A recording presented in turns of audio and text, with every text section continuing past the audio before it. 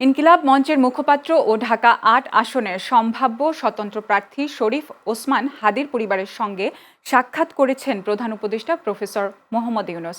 আজ সকালে রাষ্ট্রীয় অতিথি ভবন যমুনায় ওসমান হাদির ভাই আবু বকর সিদ্দিক, বোন মাসুমা এবং ইনকিলাব মঞ্চের ৩ নেতা আবদুল্লাহ আল জাবের, ফাতিমা তাসনিম জুমা ও মোহাম্মদ বোরহান উদ্দিন প্রধান উপদেষ্টার সঙ্গে সাক্ষাৎ করেছেন।